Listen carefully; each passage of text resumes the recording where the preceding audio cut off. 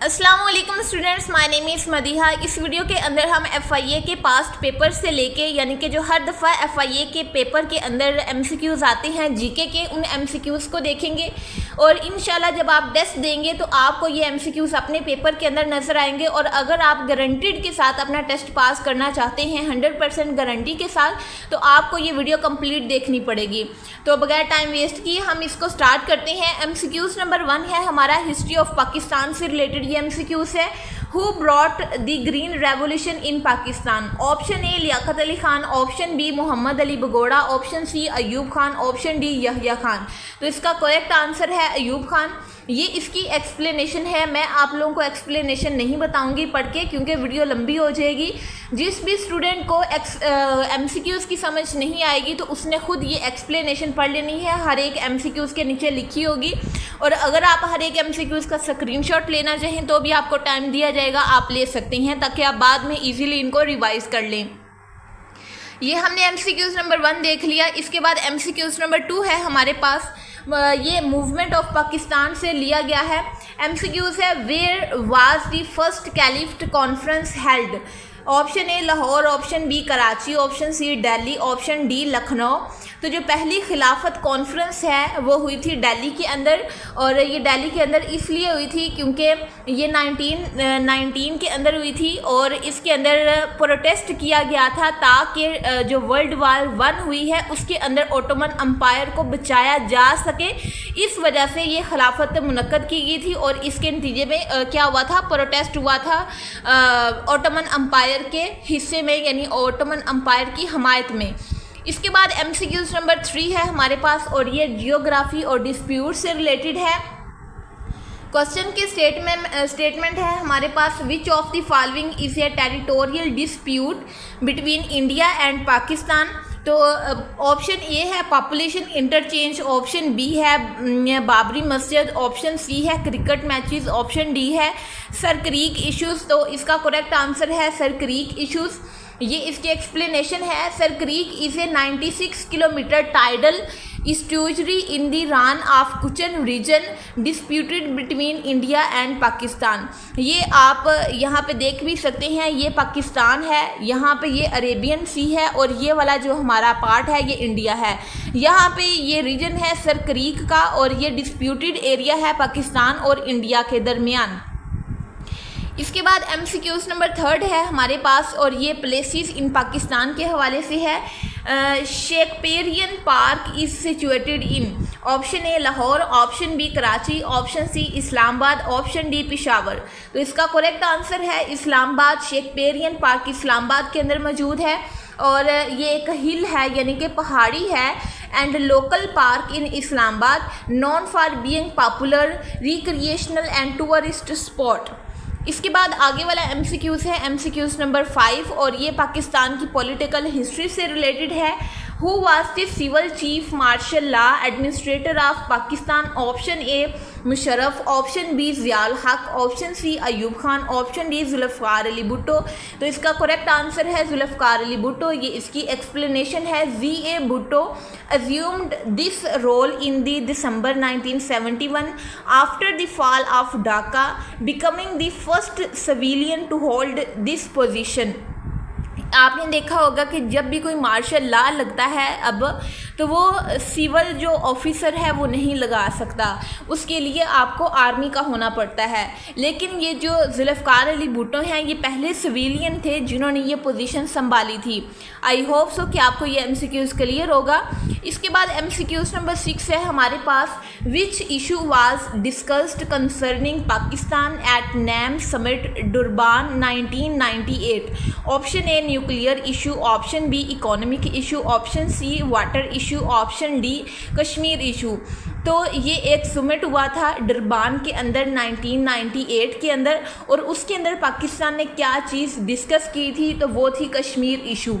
Kashmir issue is frequently raised bye Pakistan in international forums like non aligned movement, यानी कि non aligned movements होती हैं जो कि इंटरनेशनल फोरम्स भी होती हैं, और वहाँ पे पाकिस्तान अक्सर ही कश्मीर के इशू को बढ़ाता रहता है, उसके ऊपर बात करता रहता है कि इसको हल किया जाए पाकिस्तान और इंडिया के दरमियान। ये मैप के ज़रिए आपको डिस्प्यूटेड एरिया दिखाया जा सकता है। इसके बाद नाज़रीन हम आगे वाले MCQs नंबर 7 की तरफ बढ़ते हैं।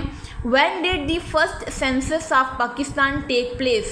Option A 1947, option B 1948, option C 1951, option D 1955। तो इसका करेक्ट आंसर है 1951, यानी कि जो पाकिस्तान का पहला सेंसस है वो 1951 के अंदर हुआ था, और ये इसकी एक्सप्लेनेशन है।